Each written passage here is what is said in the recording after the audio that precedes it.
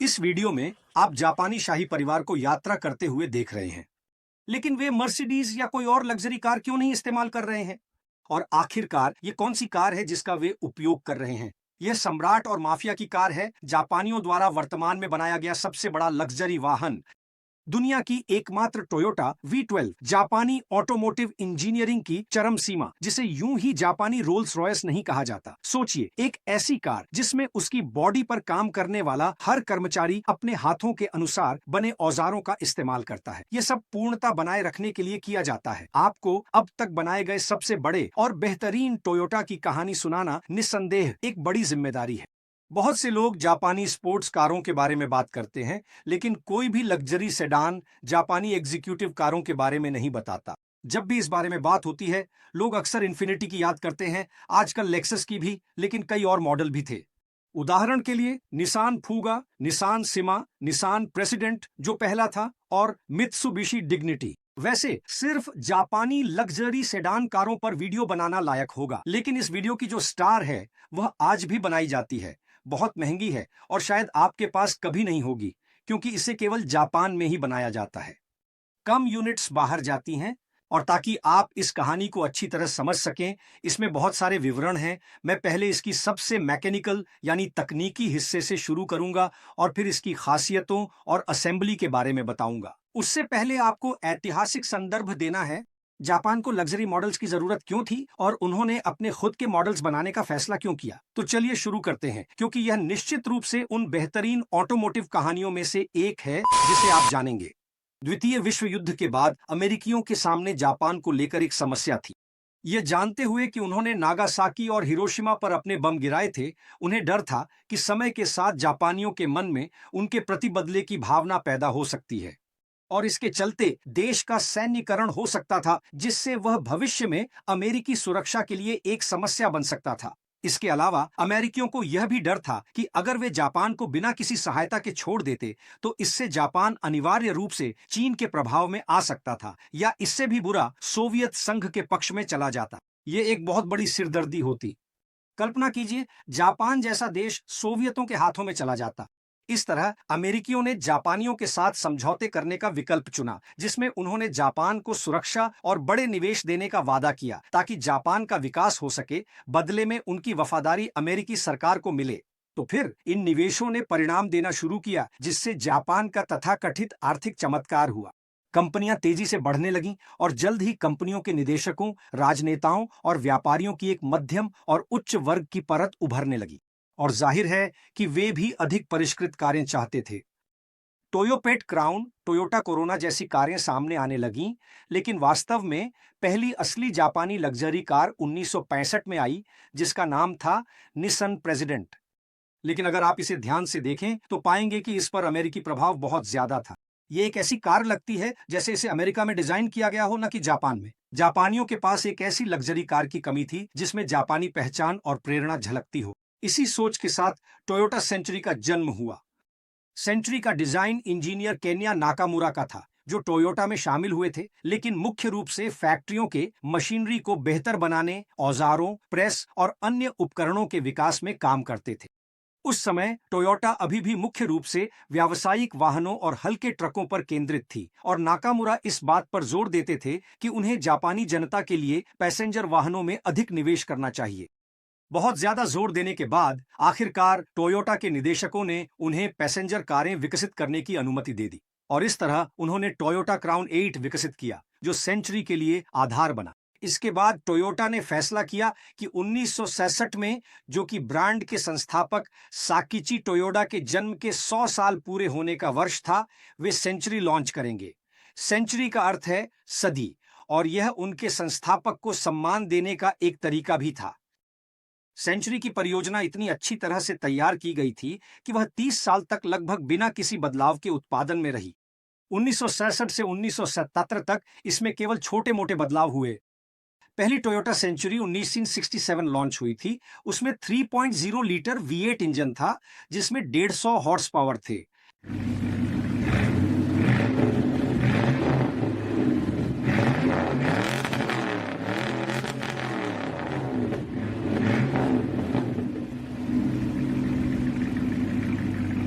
बहुत विशाल था।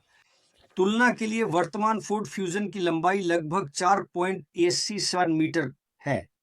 Century 5 metre और 12 मीटर की थी। इस कार में एक पारंपरिक और सम्मानजनक आभा थी, साथ ही यह बहुत प्रभावशाली भी थी। हालांकि इसका लुक 30 साल तक लगभग एक जैसा रहा, समय के साथ इसमें छोटे छोटे बदलाव किए गए। लेकिन 1997 में चीजें वाकई में दिलचस्प होने वाली थीं। बाहरी बदलाव मामूली थे, लेकिन टोयोटा की इंजीनियरिंग अब चमकने वाली थी। सामने और पीछे की सस्पेंशन में न्यूमैटिक एलिमेंट्स लगाए गए, आकार में 10 सेंटीमीटर की बढ़ोतरी हुई और फिर आई ताज की असली ज्वेल, टोयोटा का V12 इंजन।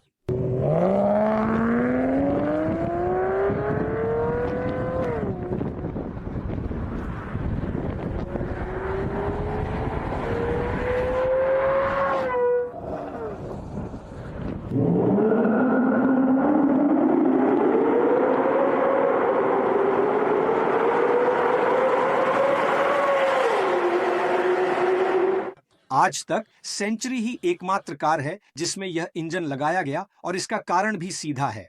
उस समय इसके प्रतिद्वंद्वी थे Audi A8, BMW 7 series, Mercedes Benz S class और जैगुआर XJ जैसे दिग्गज। इन सभी में पहले से ही V12 इंजन था और टोयोटा पीछे नहीं रहना चाहती थी। कल्पना कीजिए एक ऐसा V12 इंजन शून्य से विकसित करने की लागत जो सिर्फ जापान में बिकने वाले एक मॉडल के लिए हो। और ये किसी भी आम जापानी के लिए नहीं था, समझे? सिर्फ शोरूम में जाकर सेंचुरी खरीदने के लिए पैसे होना ही काफी नहीं था। इसके लिए समाज में एक खास पहचान भी जरूरी थी। ये है कि V12 होने के बावजूद इस इंजन की ताकत सिर्फ 280 हॉर्स पावर थी। ऐसा इसलिए था क्योंकि उस समय जापान का कानून इससे ज्यादा ताकतवर इंजन वाले वाहनों की अनुमति नहीं देता था, और 2005 से इसमें 6 स्पीड आइसिन गियरबॉक्स मिलने लगी। लेकिन केवल 280 हॉर्स पावर होने के बावजूद इस V12 इंजन की प्यास ज्यादा थी, क्योंकि सामान्य हालात में इसका औसत माइलेज सिर्फ 3 किलोमीटर प्रति लीटर था। 2018 से सेंचुरी की तीसरी पीढ़ी आई। हमेशा की तरह इसने कार का रुतबा बनाए रखा। इलेक्ट्रॉनिक कंट्रोल, न्यूमैटिक सस्पेंशन प्रणाली और बेहतर की गई, लेकिन V12 इंजन हटाकर 5.0 V8 हाइब्रिड इंजन लगाया गया, जिसकी ताकत 381 हॉर्स पावर थी। साथ ही 224 हॉर्स पावर का इलेक्ट्रिक मोटर भी जोड़ा गया, जिससे कुल मिलाकर 600 से ज्यादा हॉर्स पावर मिलती है। ये इंजन असल में लेक्सस LS 600H का है। जब आप मैकेनिकल हिस्से के बारे में ज्यादा जान चुके हैं, तो चलिए सबसे शानदार हिस्से को जानते हैं। सेंचुरी की प्रोडक्शन लाइन कैसी है? सिर्फ टोयोटा के बेहतरीन कर्मचारियों को सेंचुरी के निर्माण के लिए चुना जाता है।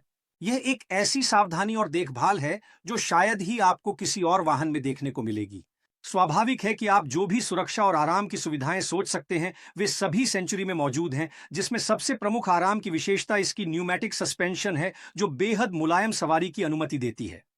हालांकि इसमें ड्राइवर के लिए भी आराम है, लेकिन प्राथमिकता यात्री को दी गई है, क्योंकि इसे ऐसी कार के रूप में डिजाइन किया गया है जिसे मालिक खुद नहीं चलाएगा, बल्कि निजी ड्राइवर चलाएगा। यह कार 4 वयस्कों के लिए है और इसकी सीटें स्टैंडर्ड ऊन की होती हैं, क्योंकि इन्हें अधिक शांत और आरामदायक माना जाता है। लेकिन इसमें लेदर सीटों का विकल्प भी है। इसका इंटीरियर शानदार और बेहतरीन फिनिशिंग वाला है। हर एक विवरण पर ध्यान दिया गया है। लकड़ी सबसे बेहतरीन गुणवत्ता की है।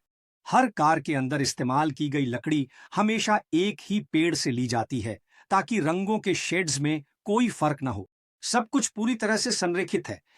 सबसे अधिक आराम पीछे की बाईं सीट पर मिलता है, क्योंकि जापान में स्टीयरिंग दाईं ओर होता है। इसलिए यात्री पीछे की बाईं सीट पर बैठता है, और अगर आगे की सीट पर कोई यात्री न हो तो वह सीट की गद्दी खोलकर अपने पैर फैला सकता है। चूंकि कार की कुछ विशेषताएं जापानी शाही परिवार को ध्यान में रखकर बनाई गई हैं, फर्श को दरवाजे की दहलीज के साथ संरेखित किया गया है, जिससे फर्श पूरी तरह समतल रहता है। यह शाही परिवार की महिलाओं के लिए, जो अक्सर किमोनो पहनती हैं, कार में आसानी से प्रवेश और बाहर निकलना संभव बनाता है।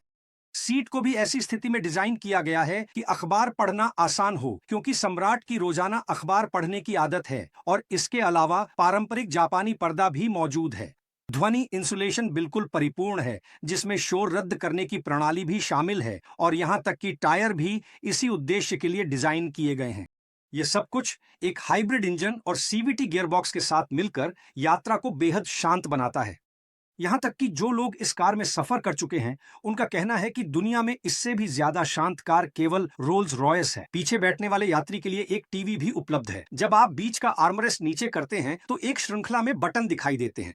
इन बटनों से आप सामने की सीट की पोजीशन, सीट तापमान, मसाजर आदि को इलेक्ट्रॉनिक रूप से नियंत्रित कर सकते हैं। इसमें ड्राइवर से बात करने के लिए एक माइक्रोफोन भी है और एक वॉइस रिकॉर्डर भी स्टैंडर्ड रूप में दिया गया है, जिसे खास तौर पर इस उद्देश्य से बनाया गया है कि मालिक अपनी कोई भी आइडिया, बातचीत या मीटिंग वाहन के अंदर ही रिकॉर्ड कर सके। सेंचुरी का निर्माण कांटो ऑटो वर्क्स द्वारा किया जाता है, जो टोयोटा की सहायक कंपनी थी, जिसे अब मुख्य कंपनी में मिला दिया गया है। इसका उत्पादन एक खास जगह पर होता है, माउंट फूजी की छाया में, जो जापान का प्रसिद्ध पोस्टकार्ड दृश्य है। वहीं जापानी टैक्सियों का भी निर्माण होता है, जो पारंपरिक हैं या कम से कम कुछ समय पहले तक थे। वैसे जल्द मैं आपके लिए एक वीडियो लाऊंगा जो सिर्फ इन टैक्सियों के बारे में होगा, जो देखने में पुराने लगते हैं, है ना? लेकिन इनकी एक दिलचस्प कहानी है, तो चैनल सब्सक्राइब करें ताकि आप अगला वीडियो मिस न करें। निर्माण प्रक्रिया बिल्कुल परिपूर्ण है। स्टील की चादरें जो पहले से ही मोड़ों के साथ आती हैं, एक नया टोयोटा कार बनाने के लिए तैयार होती हैं, लेकिन सेंचुरी के लिए नहीं। असेंबली लाइन के कर्मचारी इस चादर को साथ ही अपने औजारों को लेते हैं और तब तक उस पर काम करते हैं जब तक वह बिल्कुल परफेक्ट ना हो जाए। इस उत्पादन लाइन का हिस्सा केवल वे कर्मचारी होते हैं जिन्होंने टोयोटा की अन्य लाइनों में अपने साथियों से अधिक कुशल होने का प्रमाण दिया है। जब कोई कर्मचारी सेंचुरी की उत्पादन लाइन में शामिल हो जाता है, तो टोयोटा उसे नए औजारों का एक किट देती है, जो हर किसी के हाथ के आकार और बनावट के अनुसार डिजाइन किए जाते हैं। यानी हर किसी के पास अपनी खुद की एक्सक्लूसिव टूल बॉक्स होती है, जिसे वह रिटायर होने पर अपने साथ ले जा सकता है। परफेक्शन के प्रति इतनी दीवानगी है कि केवल 3 कर्मचारी ही इस मैनुअल फिनिशिंग के लिए योग्य माने जाते हैं। बॉडी पर बने क्रीज साधारण हैं, क्योंकि सेंचुरी में पारंपरिक लुक बनाए रखने के लिए आक्रामक लाइनें नहीं हैं। लेकिन इन क्रीज की परफेक्शन को लेकर इतनी दीवानगी क्यों है? क्योंकि इसकी पेंटिंग में एक राज छुपा है। रंग देने से भी बढ़कर इसका काम सम्राट के लिए आईने का काम करना है।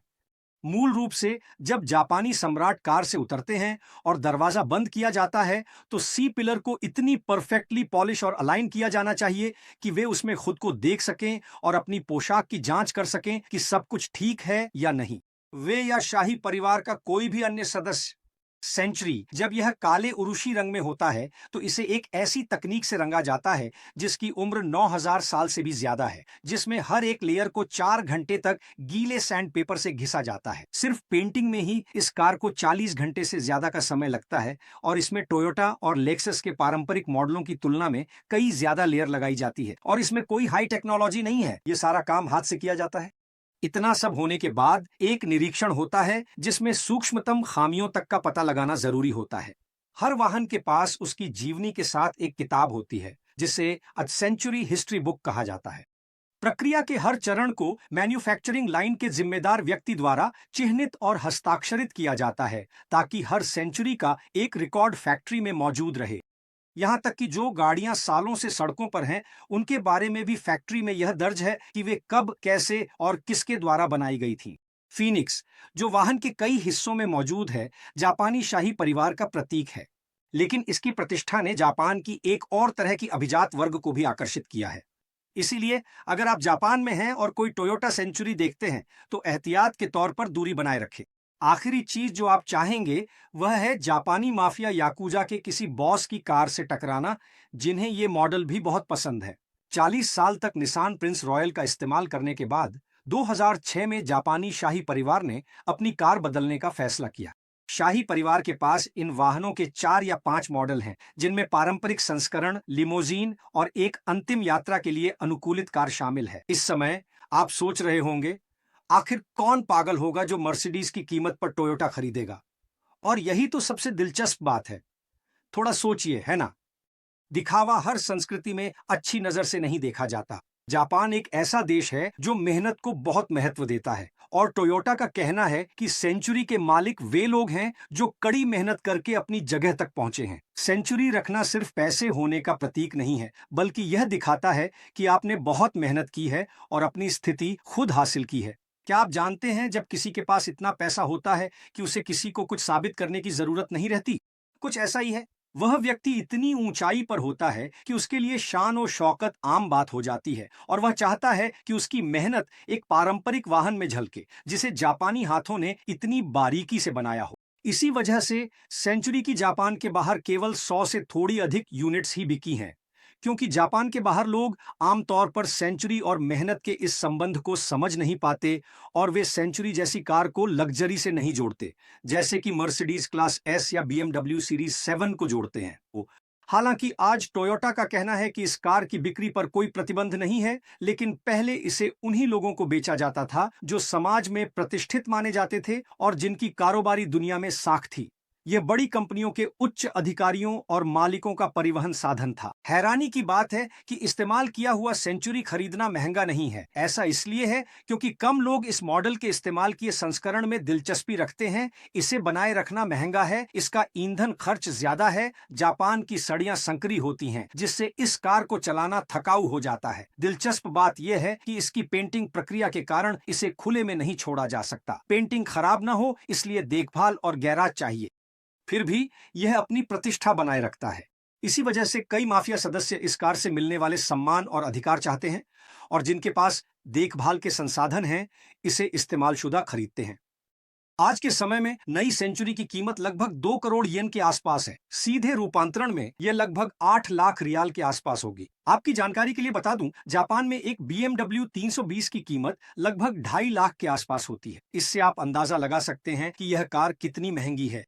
2024 में टोयोटा ने आधिकारिक रूप से सेंचुरी SUV लॉन्च की। इसके बारे में मैं ज्यादा विस्तार में नहीं जाऊंगा क्योंकि यह वीडियो का उद्देश्य नहीं है, लेकिन यह भी सेंचुरी की ही तरह लग्जरी लाइन को फॉलो करता है, जिसमें शानदार और बहुत ही आलीशान फिनिशिंग है। क्या जबरदस्त कार है ना दोस्तों? तो अब अगर कभी आपको टोयोटा सेंचुरी से सामना हो तो आप जानते हैं कि यह कार कितनी बड़ी पहचान रखती है और जापान में कितनी प्रभावशाली है।